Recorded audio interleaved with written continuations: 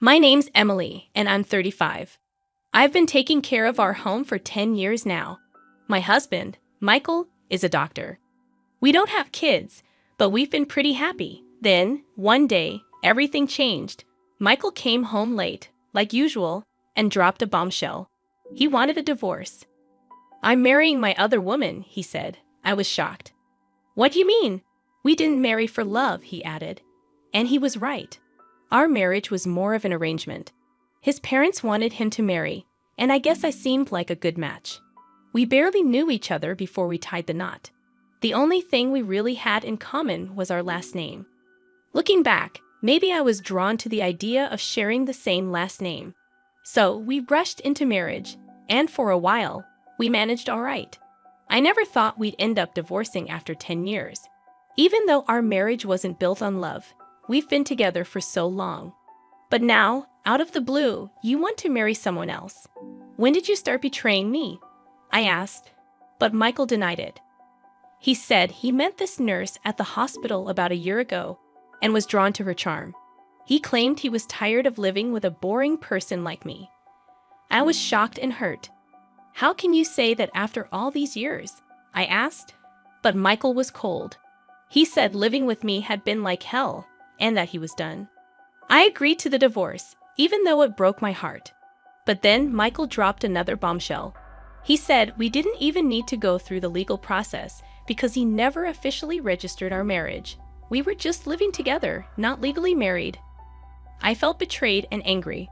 Michael had kept this secret from me all these years, and now he was using it to avoid giving me anything in the divorce. That day was supposed to be when he submitted our marriage registration, but instead, it was the day our marriage officially ended. I couldn't go because of an urgent matter, but it turns out he never submitted it. Not submitted? Are you joking? We've been living as a married couple for 10 years. It's impossible that you didn't submit it. Normally, yes, that's why I made that rule at the beginning. If you went to the office, everything would be ruined. When we got married, we made some rules. I, as a homemaker, would handle all the household chores. I was on an allowance, and part-time work was prohibited. And Michael would handle all governmental and official matters. "Why would you do such a thing?" I asked. Because I was about to be forced into a marriage with someone I didn't love. It's not like I was going to submit it easily. I was saving marriage for someone I was destined to be with. Then you should have refused the marriage proposal in the first place. I couldn't refuse. My parents are stubborn and wouldn't listen. What would have happened if I said I didn't want to marry? Plus, I wanted a housekeeper. A housekeeper? I'm a busy doctor and can't often tend to household chores. So, I decided to marry you as a housekeeper. It was a good deal for you too, right? You could eat well and have a roof over your head without working. You seemed desperate to get married too. What? You were probably feeling pressured because your friends were getting married, right? Even though we weren't actually married, you were seen as the woman who married a doctor. This 10-year relationship was a win-win for both of us. That's all it was, and it ends today. You should be grateful for the good times you had. Now you have to live on your own without relying on others. I can't believe this. Oh, and one more thing. Don't tell my parents about this. If you do something unnecessary, you know what will happen to your father, right? My father, who runs a medical equipment sales company, has a contract with the hospital where he works. It was through my marriage to him that this connection was made. If I told my in-laws, he's implying that he'd sever the contract as a threat. In other words, he's threatening me not to do anything unnecessary. It's your fault for being deceived. How pitiful to be thrown out with nothing, he said, laughing. But the one who would be thrown out without knowing anything was actually him. I couldn't help but burst into laughter. What's so funny all of a sudden? I can't believe you became a doctor with that kind of knowledge. What do you mean? I knew all along about your mistress and that you didn't submit our marriage registration. That's impossible. That's why I've been preparing, waiting for the day you'd bring it up yourself, preparing to get my revenge on you. In fact, I had a gut feeling about my husband's infidelity for the past 6 months, but I lacked solid evidence to confront him. So, I decided to hire a private investigator to look into his affair. Ma'am, There are two things I need to tell you, the investigator said. The first is that your husband is indeed having an affair. We got evidence of him entering a hotel with a nurse from his workplace. And the second is from their conversations. There's a possibility that you two are not legally married. Not legally married? What does that mean? I'd overheard your husband and his mistress at a cafe. He said they didn't need to worry about alimony or property division since they never submitted a marriage registration. What? I can't believe it. We've been living as a married couple for 10 years. I don't know why he didn't submit the marriage registration. That's why he never let me handle any official procedures. Yeah, that seems to be the case. I can't believe this. How could this happen? It's rare to hear about not submitting a marriage registration for 10 years, but it's not unheard of. This is too much. Am I just supposed to accept this? If we were never married from the start, there's nothing I can do. Not necessarily. What do you mean? Let's make him pay for deceiving you for 10 years. First, we need to prepare without him noticing. And so, I began to prepare with the investigator to punish my husband. So, what if you knew we were never married from the start? So, it doesn't matter what I do with other women. I don't need to take any responsibility, he said, trying to brush off his actions. You said I was pitiful for not knowing anything, but it seems you were the one who was pitiful. What do you mean? We're considered to be in a common law relationship on paper. So what? You might not know, but you can actually claim alimony and divide property in a common law relationship. What? He didn't know that registering as a de facto marriage would backfire on him. You can make claims in a common law relationship. It's not well known, but yes, you can. Of course, there are some conditions. Looking at your case, it seems you meet them. What are these conditions? The common law relationship is established based on these two criteria. First, both parties must have the intention to marry. If it's just living together, that's cohabitation. Mutual intent to marry is key. That seems subjective and hard to judge. For instance, if you had a wedding ceremony or were recognized as a couple by others, it can be acknowledged. We've had a wedding ceremony, and our parents and friends know us as a couple. Then the first criterion is met. The second is living as if married. This includes sharing household life for over 3 years. You've been living together as a couple for over 10 years. As a homemaker, you've obviously shared the household finances. This is recognized as a marital relationship. So that means if you can provide proof of what we discussed, you can claim alimony and divide property. I'm not an expert in this area, so I'll introduce you to a lawyer. You can work with them to bring him down. After consulting the lawyer I was referred to, I was told that I could indeed claim alimony and property division from my husband. So I'm going to demand alimony and property division from you. I informed my husband, who turned pale. His confidence, which had looked down on me just a moment ago, was gone. But even if you can claim alimony and property division, you're just an unemployed woman. Do you plan to rely on your parents after being kicked out? Didn't I say I was preparing? I've already found a job starting next month. I've also got my eye on a new place. Don't worry about me. What he thought, I, a clueless homemaker, would be helpless, but the tables had turned. So, I'll make sure to discuss this with your parents, just so you know. Do you not care what happens to your father if they want to break the contract? Let them. Sure, you were the link to the hospital, but the contract continued because of my father and his company's efforts. Whether or not they keep the contract is up to them. Let's see if they'll break a contract just because the doctor's wife of 10 years was a lie.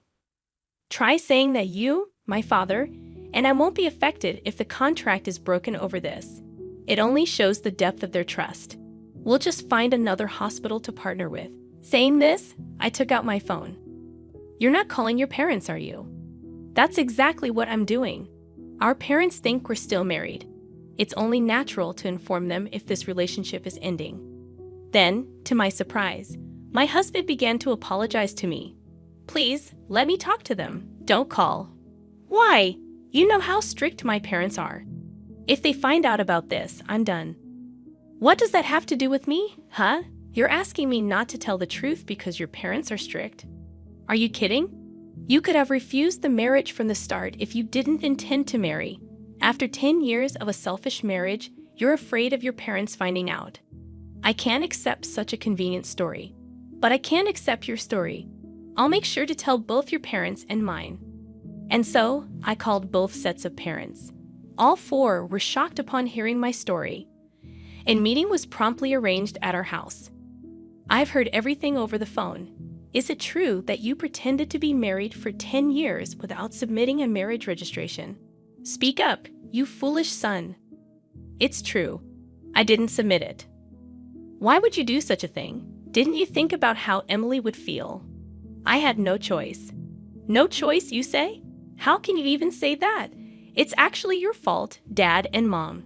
I didn't want to get married yet. You started looking for a bride on your own, saying it was time I got married. You arranged meetings and tried to force a marriage on me. You're the one who agreed to the marriage, aren't you? I had to agree. If I had refused, you would have made a fuss about it. So, I decided to get married. If you were resolved to marry, why didn't you submit the marriage registration? I read about a man on the internet who was in the same situation. He didn't want to marry, but had to because of his parents. He lived a married life without submitting the registration, then revealed the truth when he found someone he truly loved. That's appalling. And what happened to that guy in the end? He's now married to the person he loves and has a real marriage. So I too will marry my girlfriend and have a real marriage. Then my parents, who have been silent until now, spoke up after hearing his reasoning. A real marriage, huh? Sure, you might not have had a love marriage, but do you remember what you said at the wedding? We will never forget to care for each other and build a home full of smiles. What did those words mean to you? What were we shown then? We sent our daughter to you hoping for her happiness, but you deceived her for 10 years without submitting a marriage registration. Did you build a home full of smiles? Now you're leaving her for another woman. Can someone who acts without a shred of care, even if they change partners, truly have a real marriage? Well, I was happy you married our daughter, not just because you were a doctor. I thought she could build a happy home with someone as sincere as you. But it seems we were mistaken and deceived. And you threatened our daughter. If she told us about this, you'd cut off the contract with our company. What? Seriously. If you're going to threaten our daughter, we'll cut off the contract ourselves. Be warned. We will tell the truth when asked. Why? If you do that, there will be rumors at the hospital. Rumors? Well, yes, but that's the result of your own actions. You were the one who threatened us with cutting off the contract. My husband was in complete panic at this unexpected turn of events. Please wait. This is getting out of hand. Let's just talk. Don't mess with us. My father-in-law grabbed my husband by the collar, furious. We didn't raise you to be such a scoundrel. What were you thinking? Father, please stop. By not submitting the marriage registration, you might have thought you were doing yourself a favor. But because of your selfish actions, Emily was strung along for 10 years. What were you thinking, causing such trouble to others? The living room fell silent. My husband, faced with my father-in-law's words, had nothing more to say. Emily and your parents, I'm truly sorry for the trouble caused by this idiot. No, you parents shouldn't apologize. It's not your fault. However, it's partly our responsibility as parents for letting him act this way. For now, we'll take him home and make sure he doesn't continue his reckless behavior. We'll deal with the aftermath properly. We're very sorry for all this. And with that, my husband was taken away by his parents back to his childhood home. You've been through a lot. For now, you should come back home and rest. We'll think about what to do next later. You don't need to worry about anything right now. My parents thought I was completely exhausted and deceived. They spoke to me with such kindness. Thank you. But I won't go back home yet. I still have things I need to do. I declined their offer and stayed in my own home. What I had to do was prepare for the final settlement with my now ex-husband, gathering evidence for our common law relationship. I was getting ready to claim alimony and divide our assets. A few weeks later, a meeting with a lawyer was arranged. However, even if I agree to alimony, why should I divide my property? She's been a homemaker for 10 years, never working a day. All the furniture, clothes, food. I paid for everything. Now you're telling me to hand over the money I worked hard for? He ranted, unable to accept that his money would be shared with me. Yes, that's correct. The money you earned and the furniture are subject to property division. Why does it have to be like that? Who did the housework while you were working? Who cooked meals with the groceries you bought? That's irrelevant now. No, it's very relevant. A homemaker is entitled to property division because housework and childcare have economic value. Speaking as a human, not just a lawyer, do you think housework is something anyone can do? That it's just expected of a homemaker? The reason you could live freely is because of her support. Don't get that wrong. What? And this situation is a result of your actions, yet you have the audacity to be selfish. What did you say? Never mind. Anyway, she's entitled to half of the assets for property division. That's how it is. Damn. Regarding alimony, we intend to claim $100,000 from you. $100,000. Why so much for a relationship that wasn't even a marriage? It's precisely because you weren't married. Normally, alimony claims in common law relationships range from $10,000 to $40,000. However, in your case, you pretended to be married for 10 years and selfishly tried to kick her out when you found someone else. The amount is determined by the severity and duration of your actions. But still, you may think 10 years is just a short time, but it's longer than you realize. During that time, she devoted herself to you, believing you were a married couple. You have no right to complain after betraying her. A perfect rebuttal. He couldn't say anything and reluctantly agreed to my demands. Then, I also sent a notice of claim for alimony to his mistress. I knew who and where she was, thanks to the investigator. As he had said, she was a nurse working at the same hospital. The mistress, having heard from him that there was no possibility of alimony or property division, must have been utterly shocked by the contents of the claim. Wait a minute, this isn't what you told me. What do you want? I told you not to talk to me at the hospital. I got this from your wife. You said there wouldn't be any alimony because we weren't married. What's this all about? I later learned that in a panic after being served with the alimony claim from me, she confronted him at the hospital with the notice I had sent. Okay, let's talk about this later, not here. There are too many people around. We'll both be in trouble if this turns into a rumor. I don't care about that. I can't pay this kind of alimony. You said it was okay, so you should pay it for me. What? I won't pay a penny. You were the one who wanted this relationship. You said I was the only one for you, that you wanted to marry me. Hey, quiet down. Everyone can hear us. Just so you know, I'm not in the wrong here. If you want to make amends with your wife, do it yourself. Tell her I don't owe her a penny, that you'll take care of everything. Wait, hold on. Hey. This exchange led to the revelation of their affair to the entire hospital. It quickly became the talk of the place. And then the final blow was my father's request to the hospital. I apologize, but we would like to terminate our contract at the end of next month. Then the hospital, aware of the rumors, asked my father, "Excuse me for asking, but is the reason for canceling the contract related to Dr. Michael's affair? It's already become a rumor." Yes, a nurse presumed to be involved caused quite a scene. I never imagined he had been pretending to be married for 10 years without submitting a marriage registration. I never expected it to turn out like this. You mean he never submitted the marriage registration? Weren't you aware that he hadn't submitted the marriage registration? All we knew was that he, being married, had an affair. What do you mean he didn't submit the marriage registration? With my father's request, it was revealed that he had been deceiving me for 10 years by not submitting the marriage registration. This news spread among the other nurses. Dr. Michael deceived his wife for 10 years without submitting a marriage registration, and he had an affair with a nurse. How low? How could he do that? Can someone really not notice for 10 years? Apparently, Emily's maiden name was the same, and he managed all the official paperwork. That's scary. The rumors spread not only among hospital staff, but also to patients, and both Michael and his mistress received cold stares. Unable to endure, they soon resigned from the hospital. As my father told me, "Did you manage to get the alimony?" "Yes, I received payments from both him and his mistress." She refused to pay until the end, claiming she was deceived.